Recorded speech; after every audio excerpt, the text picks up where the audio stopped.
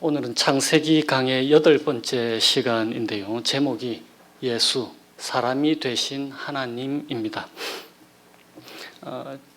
지난번에, 그러니까 작년쯤 됐을 거예요. 누가복음 3장, 그러니까 누가복음 강해를 1년 반 정도 하면서 누가복음 3장의 족보는 읽지 않고 건너뛰었는데 오늘 창세기에서 함께 다루게 되었습니다.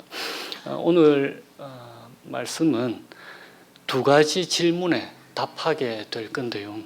첫 번째, 오늘 장황하게 누가 누구를 낳고 혹은 그 위라는 말은 그 사람의 아버지가 누구냐 이런 뜻이란 말이에요. 혹은 이 사람이 누구의 아들이다 이런 뜻인데, 첫 번째 질문은 성경에 나오는 족보가 무슨 의미가 있나라는 질문에 답하게 될 거고요. 그 다음에 두 번째는 족보에 의하면은 하나님이신 예수님이 사람이 되셨습니다. 하나님이신 예수님이 사람이 되셨다라는 것은 예수님이 창세 전부터 갖고 계셨던 신성, 하나님 되심을 버리셨다라는 뜻이 아닙니다. 오히려 하나님이시면서 동시에 사람이라는 뜻이란 말이에요. 이 사실이 어떤 면에서 우리에게 중요한가라는 질문에 대한 답을 하게 될 것입니다. 이게 지금 현대를 살아가는 우리와 무슨 상관이 있나? 우리 삶의 어떤 부분이 하나님이신 예수님이 사람이기도 하시다라는 것이 중요한가라는 그 질문에 답하게 될 것입니다. 사도 요한이 요한 2서를 기록하면서 이런 말씀을 기록했어요. 미혹하는 자가 세상에 많이 나왔는데 이는 예수 그리스도께서 육체로 나심을 부인하는 자다. 그러니까 육체로 오심을 부인하는 자를 하면서 사도 요한이 뭐라고 하냐면 이 사람들이 적 그리스도다라고 말씀하셨단 말이에요. 그러니까 성경이 중요하게 생각하는 것을 우리 역시 중요하게 생각해야 될 겁니다. 하나님이신 예수님이 동시에 사람이 되셨다라는 것이 무슨 뜻인지 말입니다. 예수님은 다만 영적인 분이 아니십니다. 육신의 몸을 입고 이 땅에 오신 분이에요. 그리고는 죽으시고 변화된 육체로 부활하셨습니다. 단지 영으로 부활하신 게 아니고 육신의 몸, 변화된 부활체를 입고 부활하신 거예요. 그러니까 창조 세계의 모든 영역을 하나님께서 새롭게 하실 것입니다. 물질 세계를 말이에요. 손상된 세계를, 세상을 회복시키실 것이에요. 끝날에는 분명하게 하나님께서 새로운 창조, 재창조를 물질 세계를 통하여서 하게 될 것입니다. 그러면 먼저 첫 번째 질문에 성경에 나오는 족보가 무슨 의미가 있냐 하는 거예요. 성경에서 이 족보는 역사의 주요 인물들을 연결시켜주는 역할을 합니다. 그런데 창세기는 우리가 지금까지 1장에서 11장까지 오면서 많은 사람들 나열된 것도 봤고 그 다음에 민족들이 나열된 것도 봤었습니다. 그런 많은 민족들과 사람들의 존재를 인정하지만 성경의 그 관심은 단 하나의 구별된 계보에 집중하는 거예요. 그것이 바로 아담에서 노아에게로. 창세기가 어떻게 구성이 된다 했었습니까? 이것은 아담의 계보니라 혹은 아담의 족보니라. 그 다음에 노아, 이것은 노아의 족보니라. 이것은 셈의 족보니라. 오늘 읽은 게 이것은 셈의 족보니라. 그러니까 아담에게서 노아에게로, 그리고 노아에게서 오늘 읽은 본문의 마지막 절에 데라가 나왔죠. 아브라함의 아빠. 그리고는 그 다음 절이 이것은 데라의 족보니라 하면서 또 시작이 되잖아요. 그러니까 아브라함에서 노아, 노아에게서 데라. 이렇게 이어지는 그 단 하나의 계보에 집중하는 거예요. 그리고는 그 데라의 아들 아브라함의 이야기에 우리가 1월 1일에 이제 아브라함의 이야기를 통해서 하나님께서 우리에게 들려주시려고 하는 게 도대체 무엇인지를 1월 1일에 우리가 함께 나눌 것입니다. 왜 성경이 족보, 특히나 단 하나의 구별된 씨의 계보에 집중할까? 제가 지금 씨라는 단어를 썼는데 씨라고 하는 것은 자손, 아들 이런 뜻입니다. 왜 단 하나의 구별된 씨의 계보에 집중을 할까요? 왜 성경이 지금까지 아담과 노아와 그 다음에 이제 이어질 아브라함의 그 계보에 집중을 하고 있을까요? 오늘 우리가 읽은 창세기와 누가복음을 보면은 구약과 신약의 족보가 함께 연결되어 있는 것을 보게 됩니다. 그래서 창세기에 나오는 아담과 노아와 아브라함의 계보가 이제 누구에게까지 이어지나요? 집중해 보세요. 창세기가 오늘 족보에 집중하듯이 여러분 이제 말씀에 집중해 보세요. 아담과 노아와 아브라함의 계보가 예수 그리스도에게까지 이어지는 거예요. 이 말은 그리스도를 통한 인류의 구원을 오래전부터 하나님이 계획하셨다라는 뜻이 되겠죠.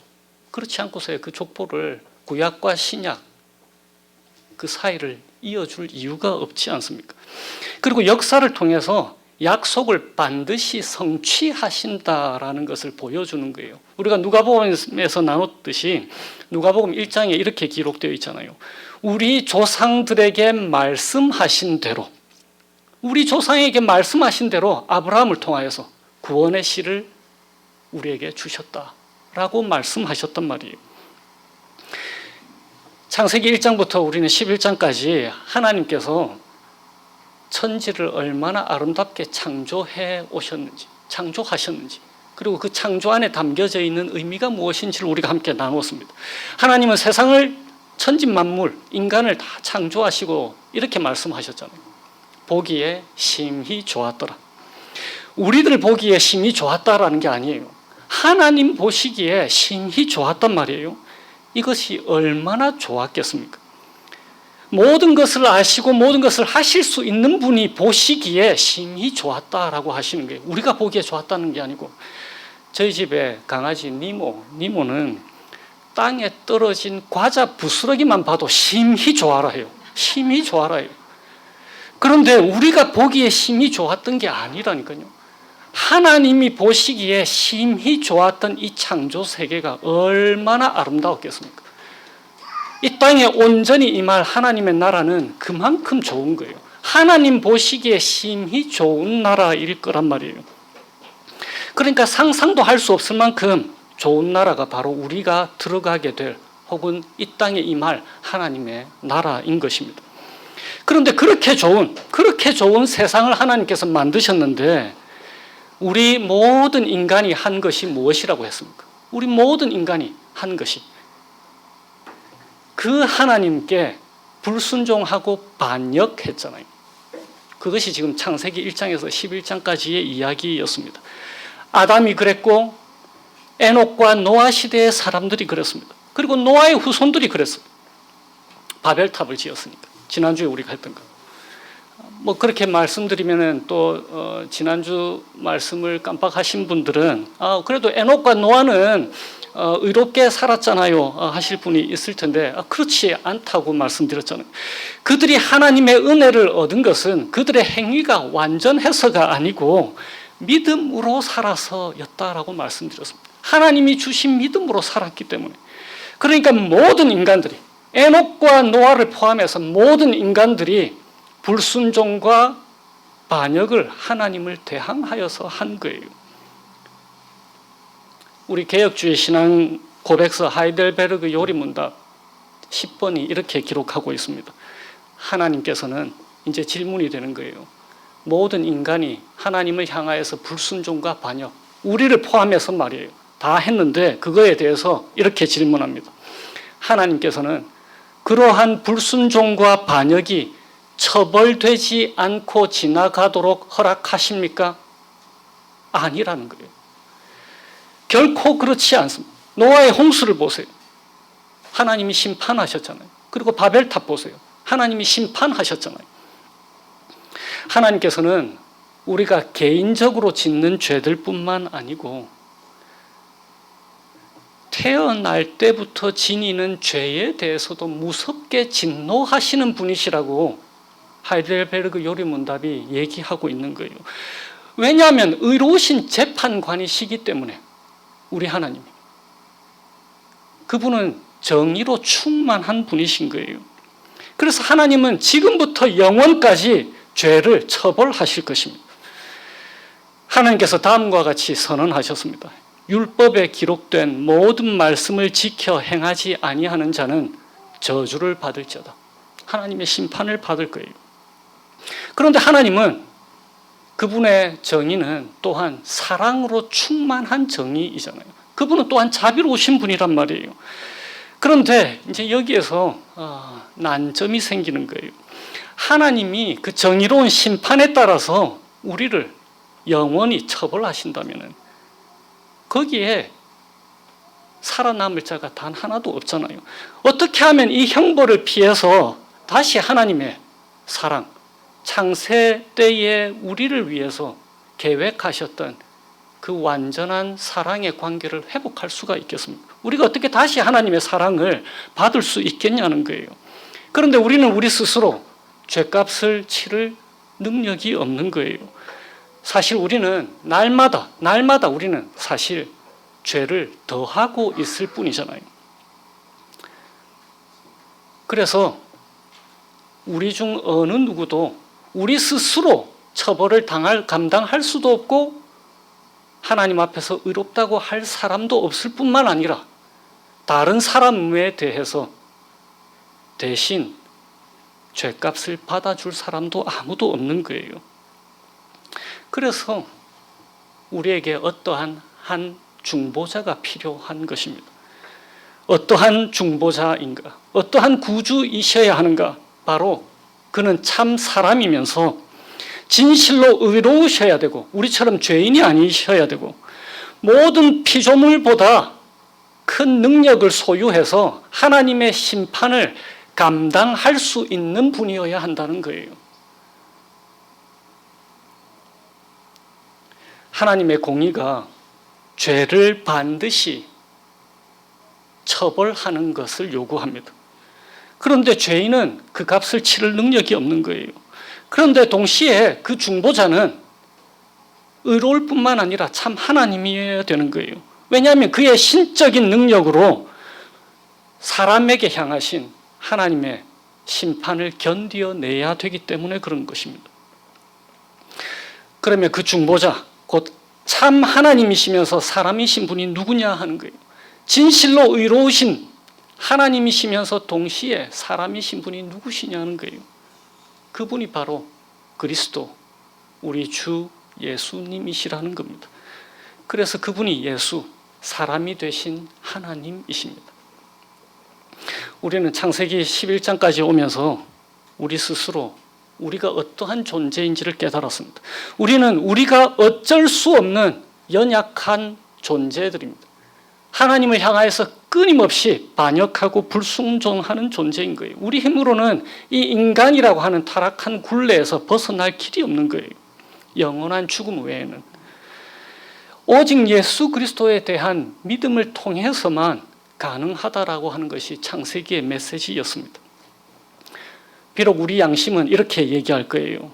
내가 하나님의 모든 계명을 심각하게 범하였다라고 말입니다. 우리의 양심은 또 이렇게 얘기할 겁니다. 그 계명 중에 단 하나도 제대로 지킬 수 없었다라고 말입니다. 우리 양심은 또 이렇게 얘기할 거예요. 믿고 난 뒤에도 우리는 죄로 향하는 성향을 계속해서 지니고 있다라고 말입니다. 그렇게 우리의 양심은 우리를 향하여서 정죄할 것입니다. 그런데 그럼에도 불구하고 내 자신이 아무런 공로가 없어도 예수 그리스도의 공로로 말미암아서 의롭게 되었다라고 성경은 우리에게 말씀하는 거예요. 마치 내가 죄 지은 적이 없는 것처럼 예수 그리스도가 죄를 지은 적이 없으셨기 때문에 내가 마치 죄 지은 적이 없는 것처럼 우리를 의롭다 하시는 것입니다. 마치 내가 죄인이지도 않았던 것처럼 우리를 그리스도 예수 안에서 의인이라고 불러주시는 거예요.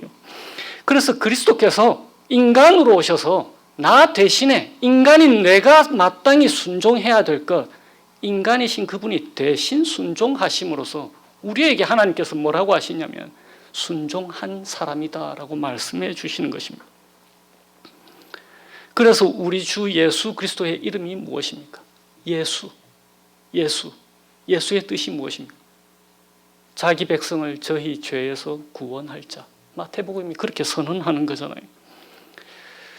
이제 두 번째 질문입니다. 예수님께서 인성과 신성, 사람이시면서 동시에 하나님이시라고 하는 것, 인성과 신성을 둘 다 가지셨다는 사실이 어떤 면에서 우리에게 중요합니까? 그것은 바로 하나님과 우리 사이에 완전한 화해를 이루신 거예요. 하나님이시면서 사람이신 그리스도 예수 안에서 완전한 화해를 이루셨다라는 거예요. 예수님이 오늘은 다분히 교리적인 말씀을 제가 전하게 되는데요. 예수님이 하나의 인격체이십니다. 원 퍼슨이신 거예요. 하나의 인격체이십니다. 그렇지만 본성에 있어서는 인성과 신성 둘 다를 동시에 갖고 계신 분이에요. 그러니까 한 인격 안에서, 예수 그리스도 안에서 이 두 본성이 혼합되지 않았습니다. 그것을 기억하는 게 아주 중요해요. 예수 그리스도는 인성과 신성, 사람이면서 동시에 하나님이신데 이 두 본성이 서로 혼합되지가 않습니다. 서로에게 변화를 주지도 않아요. 그럼에도 불구하고 그 둘 사이에는 충돌이 없습니다. 분열이나 분리 없이 하나로 연합하여서 조화롭게, 완전한 조화로 그리스도 예수 안에서 한 몸을 이룬 거예요. 부부 사이를 한번 생각해 보세요. 각각 남자와 여자 독립된 인격체이잖아요. 그런데 결혼하면 하나님이 뭐라고 부릅니까? 한 몸이다. 각각 남편과 아내의 본성을 그대로 유지하잖아요. 그런데 완전한 조화를 이룬 것, 그것이 바로 한 몸, 그것이 예수 그리스도라는 것입니다. 예수님께서 하나님이시면서 육체를 입은 사람이 되셨다는 사실이 오늘을 사는 우리에게 무엇을 말해줍니까? 이제부터 잘 들어보세요. 교리적인 것을 떠나서 이제 이 말씀이 우리에게 무슨 의미가 있는지를 이제 함께 나눌 것입니다. 예수 그리스도께서 하나님이시면서 동시에 사람이다라고 하는 것, 이것이 오늘을 사는 우리에게 무엇을 말해주는 걸까요? 제가 중고등학교 때, 중학생 때 처음 교회를 다니기 시작했는데요. 그때부터 아마 한 30년 가까이, 20년 충분히 넘게 교회의 영성이라고 하면 사실 저는 오해하고 있었습니다. 물론 뭐 제대로 선포된 말씀들이 있었다면은 오해를 덜 했을 텐데, 당시에 저희를 가르쳤던 분들은 교회의 영성이라고 하면은 뭐라고 하냐면 영적인 것, 그래서 물질적인 것을 대단히 천시하는 경향들을 우리에게 가르쳐 주셨습니다. 그것이 퍼져서 오늘날 많은 사람들도 교회의 영성에 대해서 대단히 오해합니다. 어떤 교회가, 여러분들 생각에는 어떠한 교회가 영적인 교회입니까? 그리고 여러분들 생각에는 어떠한 개인, 어떠한 사람이 영적인 사람입니까? 기도 열심히 하고 하나님 말씀 날마다 묵상하고 말씀에 집중하는 것, 그런 사람? 예, 맞아요. 제가 지금 그것을 부정하려고 하는 것이 아닙니다. 그런데 조금 더 극단적으로 제가 한번 예를 들어볼게요. 사회운동하는 것은 여러분들 어떻게 생각하십니까? 그것은 영적인 일일까요? 육적인 일일까요? 마틴 루터 킹 주니어가 흑인 인권 운동을 할 때도 마찬가지였습니다. 많은 교회들이 인권 운동, 그러니까 요즘 말로 하면 촛불 시위하고 데모하고 비폭력 저항 운동, 그러니까 폭력이 가미되지 않은 시위를 하고 데모하고 저항 운동하는 것을 죄악시했었어요. 마틴 루터 킹 그 당시에 말이에요. 흑인 인권 운동을 할 때에 어디 밖에서 시위나 하고 이렇게 손가락질 했단 말이에요. 마치 우리가 제 세대 사람들이 대학생들이 밖에 나가서 시위하면은 어디 학생들이 공부는 안 하고 말이지 교회 안에서도 그런 얘기들을 했단 말이에요. 교회에서 기도는 할 것이지 그들의 아픔과 고통에 대해서 외면하던 교육을 우리들이 받아왔었습니다. 왜냐하면 교회의 영성을 이야기할 때 혹은 개인의 영성을 이해할 때 하나님 나라가 영적인 나라다라고 하는 그 교리 때문에 그런 거예요. 제가 지금 교리가 잘못됐다라는 걸 얘기하는 게 아닙니다. 교리는 제대로 선포가 되었는데 그것을 이해하는 우리가 잘못 이해한 거예요. 교회의 영성을 얘기할 때 우리는 물질적이고 세속적인 일과는 상관없는 이원론으로 생각을 해왔었습니다. 그런데 교회의 영성, 영적인 하나님 나라라는 그 말의 원래의 뜻이 무엇이냐면요. 이제 잘 들으셔야 됩니다. 원래의 뜻이 뭐냐면 이 땅에 하나님 나라와 뜻이 이루어지는 것은 오직 성령을 통해서다. 그래서 영적이다라는 거예요. 이 땅에 하나님 나라가 이루어지는 유일한 길은 오직 성령 하나님을 통해서만 그러하다. 그렇기 때문에 기도와 말씀에 집중하는 거예요. 그 일들이 교회와 상관없는 것이 아니라 그것이 회복되고 하나님 나라가 이 땅에 임하기 위해서는 오직 성령 하나님을 통해서만 가능하기 때문에 기도와 하나님의 말씀에 집중하는 거예요. 그 일들이 상관없는 것이 아니라. 그런데 이것이 기도만 하고 사회 정의 문제에 무관심하라라는 것으로 오해해왔다라는 거예요. 물질 세계를 무시하라는 것이 아닌데 말이에요. 왜 그렇습니까? 하나님이 사람으로 이 땅에 오셨다니까요. 몸을 입고 이 땅에 오신 거예요. 사회 불의가 자행될 때에 평화 시위나 비폭력 민주항쟁을 할 때에 사회 불의 때문에 희생되는 사람들을 향해서 교회가 적극적으로 도와야 된다라는 거예요. 그것이 상관없는 일이 아니라니까요. 왜냐하면 삶의 모든 영역이 하나님이 아름답게 창조하신 삶의 모든 영역이 우리 인간들 때문에 심각하게 손상을 입었기 때문에 그런 거예요. 모든 삶의 영역, 손상된 이 삶의 영역을 하나님께서 회복시키기를 원하십니다. 또한 그렇게 하고 계시는 거예요. 성령 하나님을 통해서. 이 일을 하나님께서 성령으로 예수 그리스도와 연합된 우리 하나님의 자녀들 그리스도인들을 통해서 함께 하기를 원하시는 거예요. 우리 CRC 교회 장로와 집사의 직무 중에 이런 이야기가 있습니다. 교회에서 기도만 하라라는 게 그러니까 기도와 말씀이 중요한 거예요. 이런 임직 양식에 우리가 얼마 전에 그 투표하고 임직 양식 그거 선포하고 했잖아요. 임직 양식에 이런 말이 있습니다. 집사는 중간에 제가 생략하고 집사는 성령님과 함께 개인과 공동체의 변화를 위해 사역하도록 부르심 받았습니다. 넉넉한 나눔, 기쁨으로 하는 대접, 사려 깊은 돌봄. 그러면서 이어서 이렇게 얘기해요. 이 사회에 착취하는 틀과 구조를 바꾸고 화해와 평화를 위한 사역을 할 수 있도록 교회를 구비시키고 이를 지지하는 기회를 추구합니다. 집사들은 이를 위해 교회와 공동체 내의 은사를 구별하고 개발합니다. 이 모든 격려와 소망의 말에 더하여 집사들은 말과 함께 행동으로 뭐라고 되어 있냐면 주님의 돌보심을 드러낸다. 온 세상에 무너진 부분들을 물질세계, 무너진 부분, 손상된 부분을 회복시키기를 원하시는데 그것을 우리를 통하여서 특별히 집사를 통해서 하기를 원하시는데 뭐라고 하시냐면 주님의 돌보심을 드러내는 거예요. 하나님이 사람으로 이 땅에 오셨습니다. 육신의 필요를 채워주지 않는 영적인 일들 그렇지 않다라는 거예요. 영적인 일들은 사람의 고통, 필요 채워주는 일들이 바로 영적인 일들인 거예요.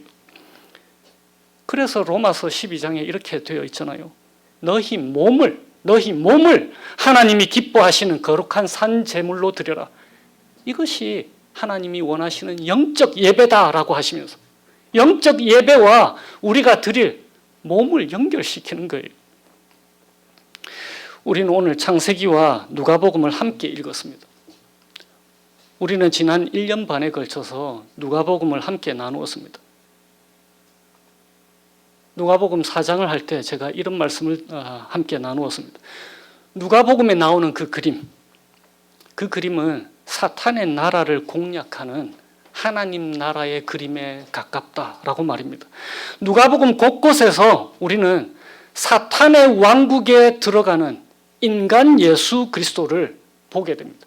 메인바 된 사람들을 풀어주시는 예수 그리스도를 보게 된 거예요. 누가는 하나님의 아들로서 예루살렘을 향해서 움직이시면서 사탄의 왕국에 침입해서 사탄이 묶어놓은 사람들에게 역사 속에서 하나님의 구원을 가져다 주시는 그 예수님께 초점을 맞추었습니다. 하나님이시면서 인간이신 예수 그리스도 말입니다. 예수, 사람이 되신 하나님이신 거예요. 그 사람이 되신 하나님이신 예수님이 두 번째 아담으로서, 첫 번째 아담은 실패했지만 사람이 되신 하나님이신 그 예수 그리스도께서 두 번째 아담으로서 인류의 새로운 시작을 열면서 우리가 저버렸던 순종의 길을 선택하신 거예요. 그의 세례와 유혹들, 그의 가르침과 기적들, 사탄과의 싸움들, 그리고 죄인과 친구를 사귀시는 것, 이 모든 것들을 통해서 하나님께서 예수 그리스도를 통해 인류 앞에서 충만하게 의로운 인간의 삶을 우리 대신에 사신 거예요. 그래서 하나님의 진정한 아들로서 그는 성부 하나님께 사랑함으로 순종하시고 그의 행동과 말씀을 통해서 하나님의 다스리심을 우리에게 가르치시고 보여주신 거예요. 도래할 하나님의 나라가, 이 땅에 충만하게 임할 하나님의 나라가 바로 그러한 나라다라고 말씀하시기 위해서 말입니다. 다만 영적인 것이 아니라는 거예요. 이 하나님의 일하심에 우리 모두를 불러주시는 것입니다. 우리와 함께 하자고. 지난주에 말씀드린 것처럼 그것이 바로 하나님의 선교입니다. 우리의 선교가 아니고 이 세상을 하나님의 나라로 회복하시기 위해서 예수 그리스도를 통해서 시작하신 하나님이 우리와 함께 완성하기를 원하시는 거예요. 그 일하심에 우리를 초청하시는 것입니다. 종국에 충만하게 하나님의 나라가 반드시 도래할 거예요. 그때까지 하나님은 이 세상을 우리 하나님의 자녀들, 곧 그리스도인들을 통해서 하나님의 나라로 회복하시기를 원하시는 것입니다. 그런데 그 일은 우리의 능력과 지혜로 되는 것이 아니다라고 했습니다. 교회의 영성인 거예요. 오직 성령 하나님을 통해서만 이루어질 수 있는 일인 것입니다. 오직 우리와 연합하기를 기뻐하신 예수 그리스도의 영이신 성령 하나님을 통해서만 가능한 것인 거예요. 그것을 이름하여서 창세기가 지금까지 말해온 동행이라고 하는 것입니다. 그것이 믿음이면서 하나님의 은혜를 입었다라고 하는 말에 담긴 의미가 되는 것입니다. 그러니까 하나님의 은혜를 입었다라고 하는 말, 대단히 실제적인 말인 거예요. 바로 이 주님과 동행하시면서 성령 하나님과 함께 예수 그리스도를, 몸으로 오신 예수 그리스도를 세상에 나타내시면서 하나님과 동행하시는 한 주 복된 삶 살아가시기를 주님의 이름으로 축원드립니다. 기도하시겠습니다. 인간으로 오신 하나님 아버지, 참 감사해요. 인간을 지으신 그 하나님께서 저희 인간들 손에 죽으신 것을 기억하게 하셔서 감사합니다. 하나님의 모든 심판과 저주 다 끊으시고 저희들에게 새 생명과 소망, 그리고 이 땅을 반드시 하나님 나라로 회복시키시고야 말겠다는 그 언약 재확인하게 하여 주셔서 감사해요. 주님의 말씀으로 저희들이 한 주를 살아가게 하시되 세상에 가난하고 억압받고 고통당하는 주님의 백성들의 그 아픔, 저희들이 귀 기울이게 하시고 저희들의 손을 펼치게 하시고